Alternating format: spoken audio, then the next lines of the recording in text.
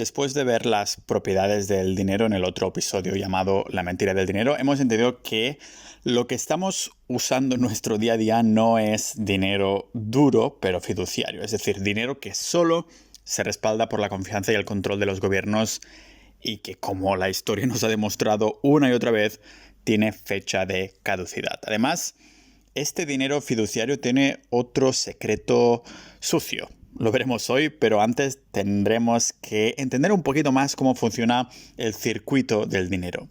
Y es que el dinero está integrado dentro de nuestra sociedad, de nuestro sistema monetario actual, por motivos lógicos. No podríamos ver nuestra serie favorita en Netflix, ahora estaba mirando yo Queen's Gambit, o yo que sé, mandar memes a nuestros amigos invisibles, si no tuviéramos internet y no pudiéramos pagar la factura, o hacer la compra del súper o pedir un cappuccino con leche de coco sin un medio de intercambio que funcionara. El dinero es necesario para vivir en una sociedad avanzada como la nuestra.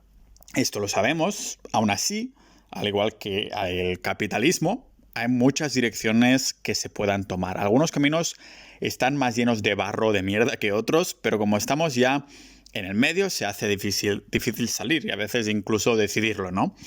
Por eso hoy vamos a desbancar el sistema monetario actual viendo aquellos caminos que desearíamos haber tomado en primera instancia. La finalidad de poner en evidencia tanto el dinero falso que usamos como el funcionamiento de este sistema, pues obviamente que podamos proteger nuestro patrimonio personal, aquel por el que hemos trabajado duro, pasado horas cada día y con el que nos hemos obligado a poner una alarma todas las mañanas que nos levantara ahí a primera hora para ir a currar. Cuando este sistema colapse, porque lo hará tarde o temprano, como veremos, los que se hayan adelantado a los acontecimientos verán como el traspaso de riqueza más grande de toda la historia les beneficia, mientras ven a los demás volverse más y más pobres. Hoy tocamos un poco más de teoría para más adelante poder tomar la acción correcta aquí en el podcast multidisciplinar de Pau Ninja.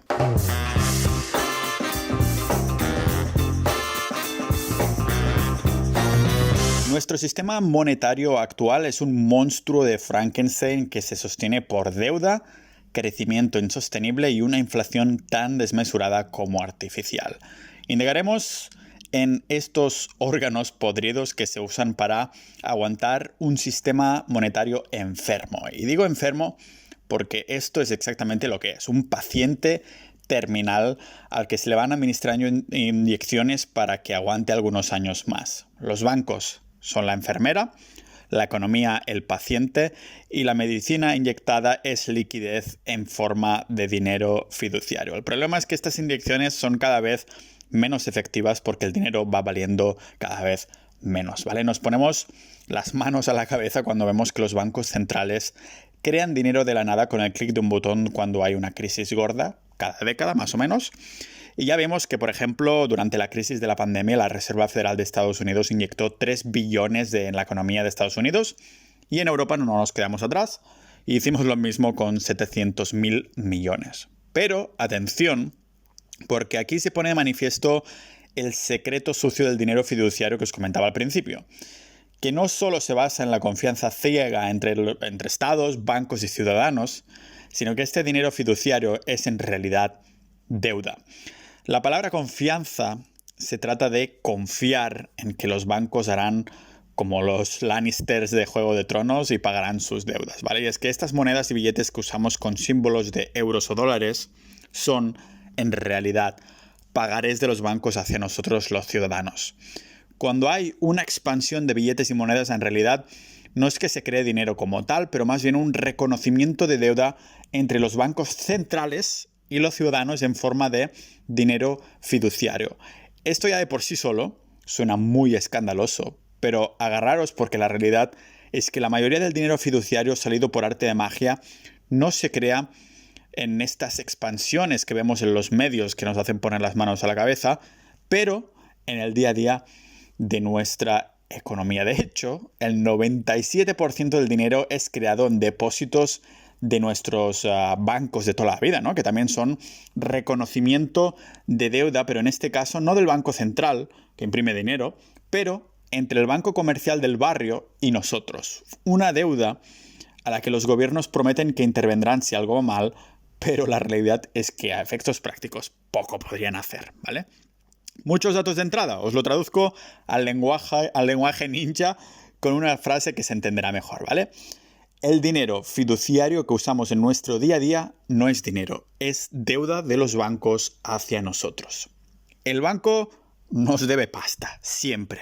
Es como si un papel moneda o una cuenta bancaria, una cuenta en el banco, en vez de leerse 50 euros, pusiera al que tenga este billete o depósito. El banco te debe 50 euros, lo mismo, ¿vale? La mayor parte de esta deuda que llamamos dinero fiduciario se hace a través de este proceso que ya os he comentado alguna vez, pero que hay que volver a recordar porque nos quede como tan inyectado en el cerebro como la fe te inyecta el dinero, ¿vale? Imaginemos, lo vuelvo a contar, pero más que nada para recordarlo, pero imaginemos que tenemos 100 euros que pongo en el banco, ¿vale? Ahora ya sabemos que no es dinero, pero deuda, y es una promesa de nuestra majestad las instituciones de que nos pagarán. Y de estos 100 euros que ingreso, el banco solo está obligado a mantener un 10% de este dinero, así que decide dejar el 90% a otro cliente. Este billete está ahora en el banco y lo vemos en nuestra cuenta corriente. Aquí es cuando la cosa se pone interesante, porque lógicamente en mi cuenta seguiré viendo 100 euros que podré sacar en cualquier momento, pero hay 90 euros que se dejan a este otro cliente que comentábamos, este cliente hipotético, ¿vale? Pero repetimos, seguimos viendo 100 euros en la cuenta, esto es importante, ¿vale?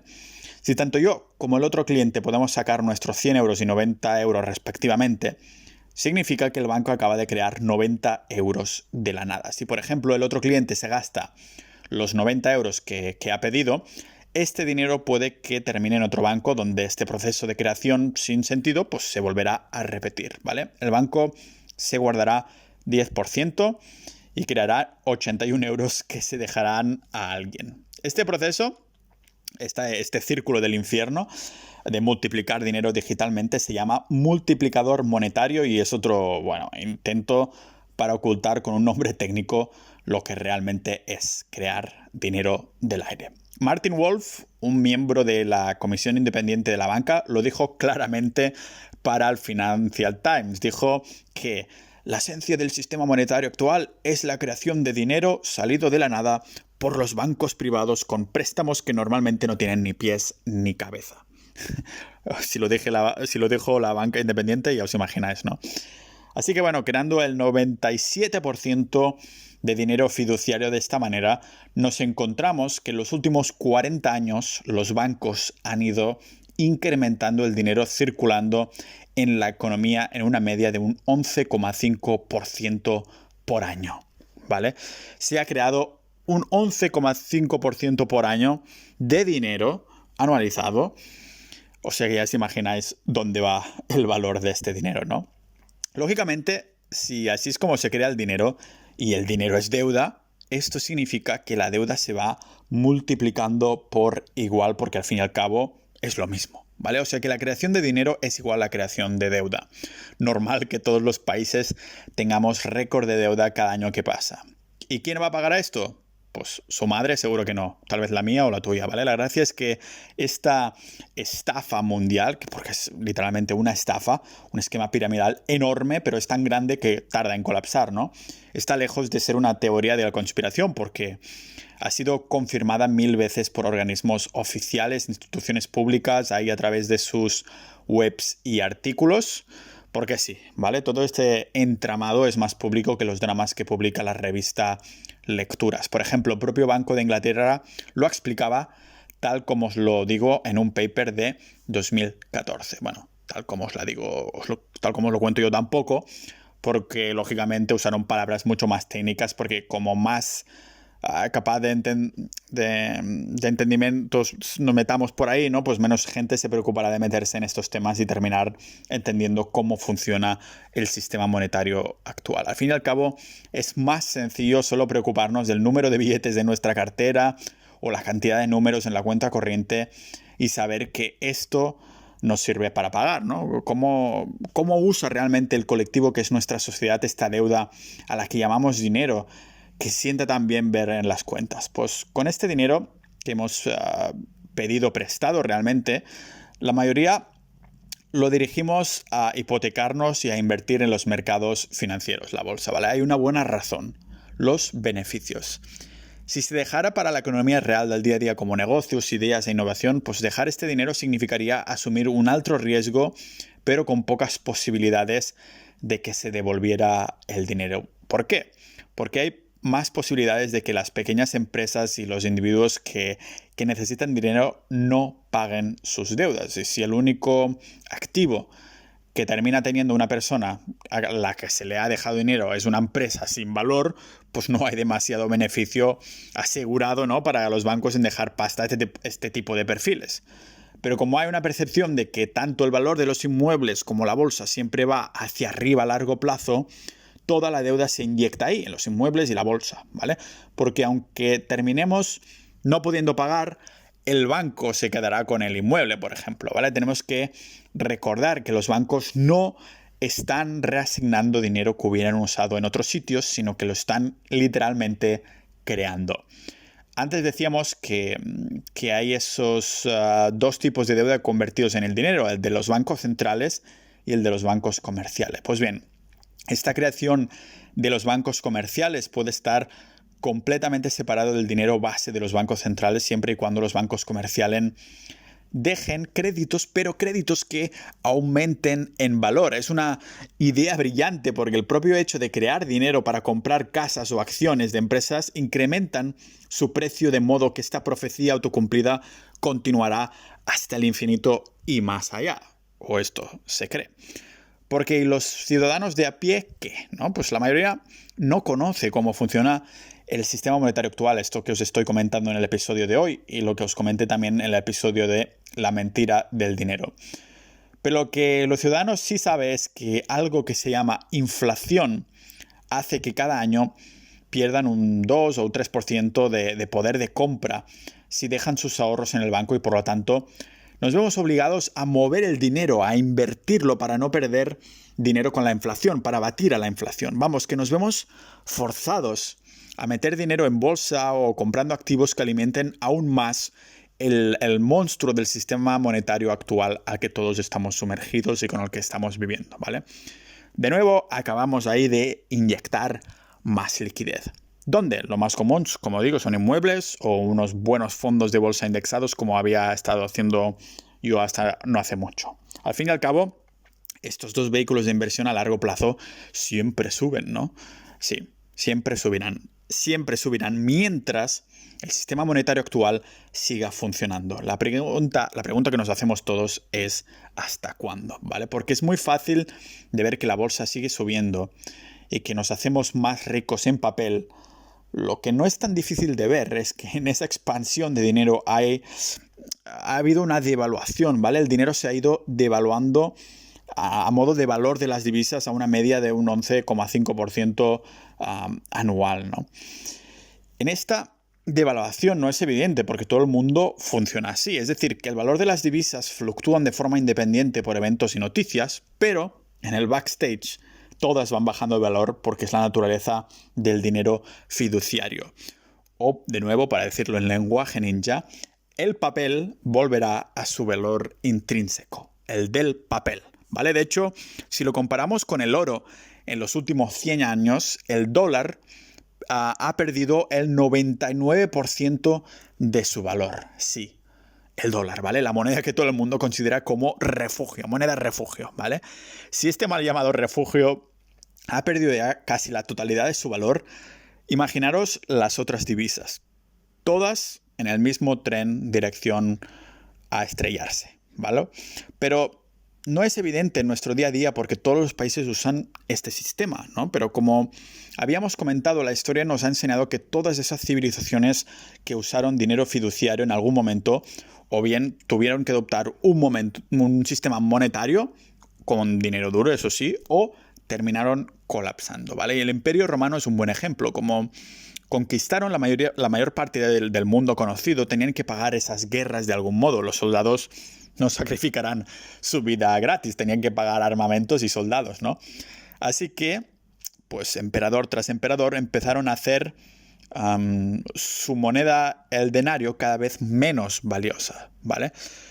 Lógicamente esta no era la intención, pero con la idea de pagar la guerra duplicaron las monedas, ¿vale? Y su contenido de plata pura empezó a bajar. En la época de nuestro amigo Marco Aurelio el Estoico, el contenido de la plata era ya de solo un 75%, y solo 50 años más tarde ya solo había un 5% de contenido de plata en esas monedas, en el denario, ¿no? ¿Qué hizo esto? Pues una hiperinflación de cojones que llevó al colapso del imperio. Por esto, entre los que conocen la historia del sistema monetario, se usa la frase de todo dinero fiduciario tarde o temprano termina valiendo cero. El miraje está con nosotros, porque todo parece crecer a ritmos históricos. Esta es nuestra fachada, ¿no? Crecimiento y beneficios. Pero, ¿cómo se sostiene todo eso? Porque tenemos que el sistema monetario actual se sostiene con creación de dinero, deuda, crecimiento artificial y esta devaluación de divisas. Pues el paciente enfermo se aguanta con unos órganos que lo van manteniendo con vida hasta que toque desconectarlo. Vamos a indagar ahora no tanto en el paciente enfermo, pero en sus órganos para ver por qué está podrido. Empecemos con una cita, que esto siempre viene perfectamente, y dice así, ¿vale? Viviríamos en un mundo mucho mejor si más matrimonios estuvieran tan enamorados como lo están de endeudados. El bueno de Earl Wilson nos soltó esta perla porque en su época el sistema monetario actual era igual que con el que funcionamos nosotros. Un sistema y economía que se sostiene con uno de los pilares más embarazosos con el que podríamos fundamentarlo, la deuda. Y es que vivimos en una economía del pedir. Vamos, que para producir necesitamos crédito, que nos dejen pasta para hacer cosas. O dicho en lenguaje ninja, vivir por encima de nuestras posibilidades. Aunque sí es verdad que en la deuda en sí misma no es buena o mala, es como Marco Aurelio, ya que lo nombrábamos, es estoica, ¿no? Es neutral. Digamos que el poder de la deuda como herramienta es igual al de la energía nuclear. Si la usamos como es debido, nos produce energía para ser más productivos y vivir mejor. Por otro lado, si la tratamos como a nuestra ex, se puede convertir en una arma de destrucción masiva. En el sistema monetario actual nos encontramos que tenemos la opción de utilizar la deuda de estas dos maneras. Primero, para financiar actividades que incrementen la productividad, la innovación y el crecimiento económico de la sociedad en general, tal vez con subsidios a las pequeñas empresas para que se desarrollen o en educación para el futuro. O, dos, en estimular el consumo, animar a la especulación y, en definitiva, a sentir ahí la abundancia y el poder en nuestras venas que, como ya sabéis, todo humano sabe controlar muy bien. Adivinad cuál de estas dos opciones nuestros estados acostumbran a gravitar más, ¿no? La segunda, exactamente. Porque las economías basadas en deuda como la nuestra son como un pulmón. Hay una expansión y contracción que lleva unos ciclos muy marcados.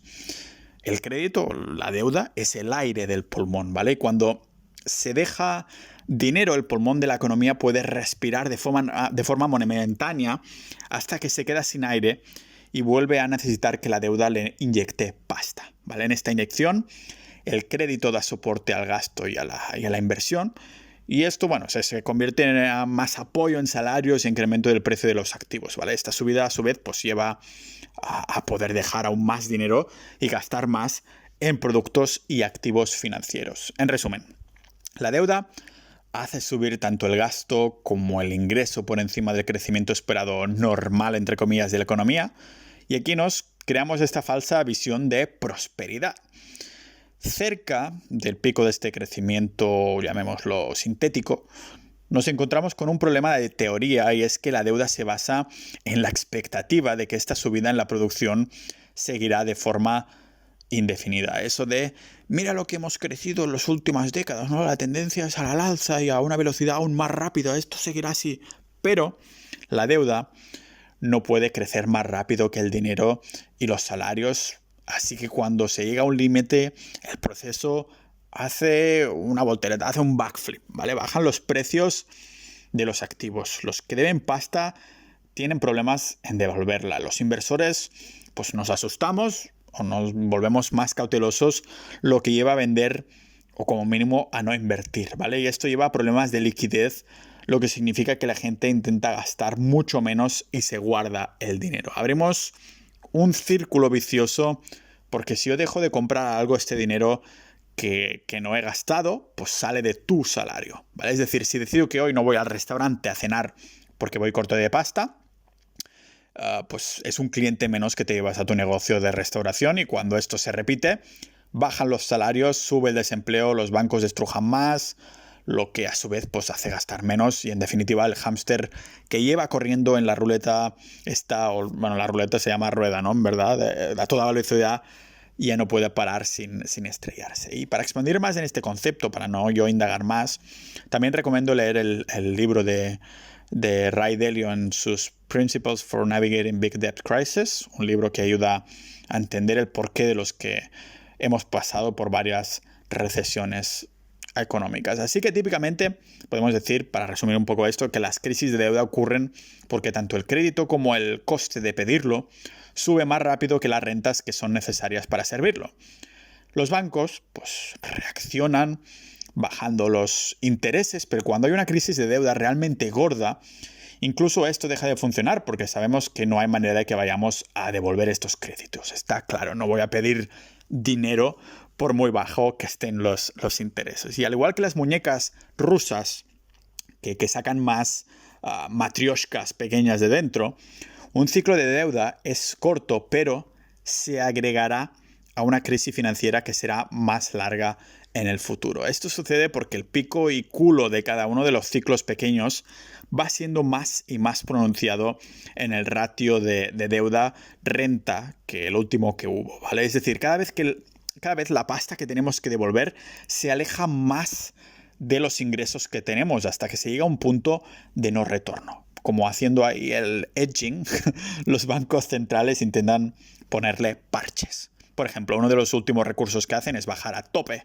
los ratios de interés de los créditos que ayudaban a dejar dinero casi gratis para que pidamos pasta y la gastemos reinyectándola en la economía. Pero se llega al punto de no retorno, como el edging, y esto deja de funcionar. Las crisis que yo he vivido, por ejemplo la de las .com, bueno, las .com era yo muy pequeño, pero sí recuerdo bien la burbuja inmobiliaria o la crisis de la pandemia, han venido en periodos de casi una década entre sí, ¿no? Que es el tiempo que acostumbran a tardar en llegar los ciclos cortos, las muñecas rusas pequeñas, las matrioshkas pequeñas, ¿vale?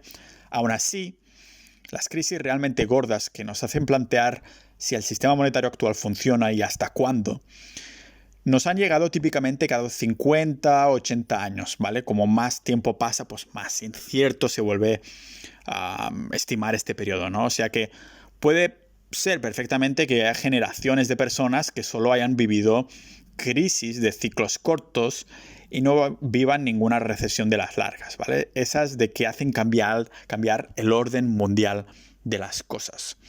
Por esto han saltado tantas las alarmas últimamente, ¿vale? Los tipos de interés están no solo a cero, sino incluso llegando a intereses negativos en algunos países. En estas crisis cortas, los bancos centrales nos dicen, entre comillas, ayudar a reducir nuestras cargas monetarias y emocionales, a lo mejor, estimulando la economía, pero los bancos, con la ayuda de los estados, son como esa chica que flirtea contigo, pero después no termina haciendo nada, no termina pasando nada. Tú se lo cuentas a tus amigos como si ya estuviera hecho, pero después nada.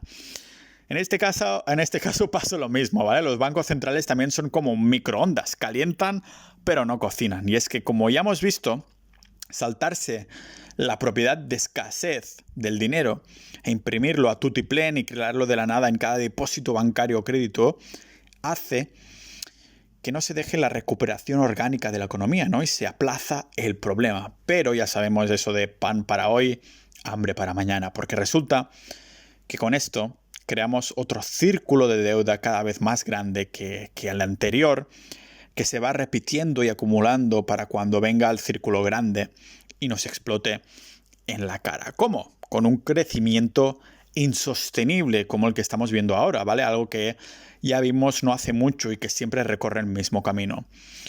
Vamos a utilizar a Estados Unidos como punto de partida porque su economía es más del 60% de la economía mundial, ¿vale? ¿Qué nos encontramos? Pues que su Reserva Federal fija los tipos de interés, controla la creación de dinero dejándolo al gobierno de los Estados Unidos y los bancos. Y nosotros, como ciudadanos, tampoco nos podemos excusar porque pedimos crédito a tutiplén y terminamos haciendo como el tipo ese del anime. ¿Habéis visto el anime de Inuyasha? Que tiene un agujero negro en la mano que lo chupa todo. Pues la historia más reciente lo explica cómo nos comportamos también los ciudadanos, ¿vale? Chupando todo sin ser conscientes de todo esto. Porque durante la década de los 90, la Fed, la Reserva Federal de Estados Unidos, inyectó montones de pasta en la economía que alimentó la bolsa, especialmente al monstruo de las .com, que ya sabéis cómo terminó esto, reventando.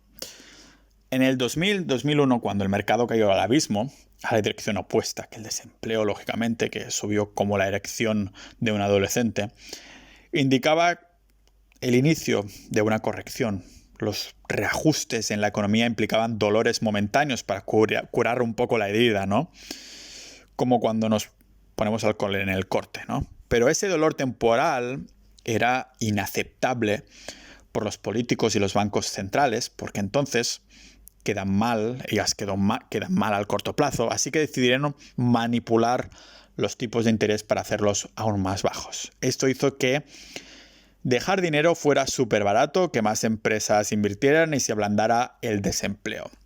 Lo que realmente pasó no es que la economía se fuera haciendo cada vez más fuerte, porque no es que hubiera empresas produciendo cosas de valor, sino que como la deuda era tan barata, con este tipo de interés tan bajo, la inversión fue dirigida a la especulación de inmuebles. Esto en España lo sabemos bien, ¿no? Subió el precio de los activos inmobiliarios y todo el mundo se iba haciendo rico en papel, lo que parecía que, bueno, éramos imparables, hasta que en 2007-2008 esta burbuja también nos explotó en la cara. Pero de nuevo, no aprendemos de nuestros errores porque hemos seguido exactamente el mismo camino, solo que buscando nuevas maneras de especular, de endeudarnos y de dirigir todo esto. Para ponerlo en perspectiva, en la actualidad, la deuda corporativa está por encima de los 10 billones de dólares, trillones en el vocabulario de Estados Unidos, ¿vale? En porcentajes estamos hablando de más de un 60% del PIB, ¿vale? Un dato estremecedor, además, es que la mayor parte de esta deuda es creada para dejársela a las empresas y que se compren a ellas mismas. ¿Qué significa esto? Pues que con el dinero se compran sus propias acciones en la bolsa, de forma que de manera artificial incrementan el precio de sus acciones en vez de tenerlo en liquidez que les ayude con las inversiones para poder hacer más ventas y posteriores beneficios, ¿no? Más deudas disparadas son las del hogar, hipotecas y bueno, las demás que se han multiplicado varias veces comparado con la última crisis de 2008. Vamos, que cada crisis que pasa la cosa parece estar de mal en peor y que en algún momento tiene que venir una de las crisis largas y duras, ¿vale? Cuando llegamos a una nueva recesión económica, si echamos la vista atrás, nos encontramos que ahora la deuda está aún más disparado con un nuevo récord histórico. No solo por la creación automática de dinero, como hemos visto, pero también porque nuestras culturas cada vez se acomodan más en pedir, ¿no? ¿Y qué hacemos? Pues más parches. Hace nada comentábamos que una manera de aguantar el tirón de una crisis de las largas es que los bancos centrales vayan bajando la tasa de interés poco a poco. Burbuja tras burbuja, pues llega un momento en el que no hay más jabón y todo lo que había estado flotando revienta y desaparece. Y aquí, por desgracia, nos encontramos con el problema de nuestros días. Contrariamente a los que muchos piensan, el coronavirus no fue el causante de que la economía internacional colapsara, más bien fue la chincheta que reventó la última burbuja evidente en la que flotáramos. Y lógicamente se hicieron más parches, ¿vale? Más impresión de dinero y ahí estamos. Y es que entre 2008 y 2015 la Reserva Federal de Estados Unidos de los 900.000 millones creó más dinero de la nada hasta llegar a más de 4 billones con la santificada excusa de salvar la economía. Lo llamaron expansión cuantitativa, Aunque bueno, ya sabéis que solo es una palabra técnica y chula para ocultar sutilmente lo que realmente es: imprimir dinero, salvar a los bancos y comprar deuda pública. Pero esto no se puede hacer mucho tiempo porque para decirlo de forma simple, van aumentando los precios de los activos, pero también van bajando los retornos esperados. Los inversores se encuentran que cada vez les compensa menos tomar riesgo por un retorno bajo. Así que imprimir dinero se va volviendo menos y menos efectivo en cada ciclo. En este momento, la única opción que tienen los estados es monetizar la deuda para intentar compensar la falta de efectividad. ¿Cómo? Haciendo que nuestro dinero no sea realmente dinero, pero deuda, tal como hemos visto. Pero si esto va haciendo algo así de una manera prolongada, pues entonces todo Dios se empieza a cuestionar si el dinero que usan retiene valor a lo largo del tiempo. Por esto Bitcoin ha llegado a máximos históricos, ¿vale? Porque esta impresión masiva funciona durante poco tiempo en la mayoría de países precisamente porque se deja de confiar en la divisa del país. Pero por las razones equivocadas, el mundo adoptó el dólar americano como falso valor refugio. Ya hice un episodio sobre el patrón oro que os recomiendo también, ¿vale? Por esto, hasta el día de hoy, Estados Unidos se ha salido con la suya, imprimiendo a totiplén, ¿vale? Porque hasta ahora, aquellos que dejan su dinero al gobierno americano como promesa de deuda seguro, saben que se les pagará, o eso creen. A día de hoy, los bancos centrales solo tienen dos opciones: dejar de imprimir, dejar que los intereses suban, que la economía siga su curso y haya un colapso más grande que la Gran Depresión de 1930, o seguir imprimiendo para generar burbujas hasta quedarnos sin jabón. Es decir, aceptar una devaluación increíble en las divisas fiduciarias y potencialmente terminando con un nuevo sistema monetario. Así que, ninjas de la vida, resumiendo, ¿qué podemos concluir de todo esto? Pues que en nuestro sistema monetario actual no hay dinero. Sea donde sea el lugar en el que miramos, cada papel moneda o número en una cuenta bancaria no es dinero, pero deuda. Deuda de banco o gubernamental a la que se le ha colgado la etiqueta de dinero. La realidad es que nos transferimos deuda entre nosotros y nos vamos compensando mutuamente, aunque nadie lo entienda de esta manera, ¿vale? Los bancos no funcionan como intermediarios asignando recursos en formato de ahorro como se piensa que va. De hecho, ni siquiera dejan dinero porque no tienen dinero para dejar. El negocio real de los bancos es crear deuda que se forma en el momento que alguien pide un préstamo. El dinero supuestamente utilizado para financiar un préstamo no es un activo preexistente que se deja. ¿Qué va? Se fabrica de la nada y aparece justo cuando lo pedimos. Por lo tanto, ese dinero en forma de depósito en el banco no es dinero, sino deuda bancaria que sirve como instrumento de préstamo que se acaba de crear, ¿vale? El verdadero negocio entonces reside en cambiar el nombre de la deuda del cliente a deuda bancaria en forma de depósito. Y lógicamente nosotros nos lo tragamos con patatas porque entonces pasamos a jugar al negocio de compensación y pagos que nos crea la ilusión de que esto está funcionando como dinero. Pero este juego no durará mucho más tiempo, ¿vale? La solución, al menos teóricamente, es clara: un cambio en el sistema monetario actual y de cómo se crea el dinero. Si para comerciar usáramos un dinero escaso que no puede ser multiplicado o controlado por terceros como los bancos o gobiernos, y si al menos no se basara en la deuda, tal vez entonces podríamos regirnos a un capitalismo sin corromper con un sistema financiero que funcionara, ¿vale? Con esto, la liquidez del dinero estaría disponible para ser desviada de un ciudadano a otro para que cada uno decida cómo manejar su capital. Un capital limitado en el mundo, sin la creación imaginaria de dinero para hacer subir artificialmente los precios de los activos. Se haría ahí necesario poner el foco de energía en cómo dejar dinero que se tiene realmente para incrementar el valor de la economía real. Claro que pues saldrían otro tipo de problemas. Por ejemplo, dependiendo del tipo de dinero escaso que se usara, no se limitaría el poder del gobierno. Por ejemplo, en la época del patrón oro, que como os digo, tengo un capítulo indagando en esto, el valor ahí del dólar americano estaba ligado y limitado a las reservas de oro de Estados Unidos que tenían en las cámaras acorazados. ¿Qué hizo la Reserva Federal? Imprimir más dólares sin tener el oro que los respaldaba. Es cuando ahí los franceses dijeron, ¿qué coño está pasando? Nos salimos de ese intercambio, ¿no? Si solo hubiera algún tipo de dinero que no pudiera ser controlado y que al igual también fuera escaso y seguro, esto ya indagaremos más en capítulos que vengan, ¿vale? Pero tal vez hay alguna solución intermedia. La gente tal vez querrá bancos o al menos intermediarios para pedir préstamos, sea cual sea el sistema monetario.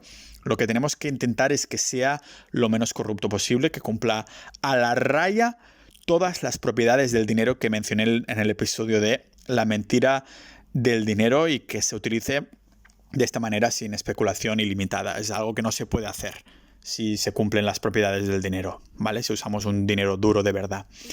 Ahora bien, un cambio tan radical e importante pues nos tomará décadas, pero os puedo asegurar que los que saben esto y se adelanten a los acontecimientos verán cómo el valor de su patrimonio se multiplica a medida que los ciudadanos van perdiendo la confianza en el sistema actual y empieza a colapsar. La única solución a la estafa piramidal del sistema monetario actual es adelantarse a los acontecimientos y transformar el dinero fiduciario, el dinero de deuda, a uno de los dos valores refugios que existen. Estamos delante del mayor traspaso de riqueza de toda la historia de la humanidad.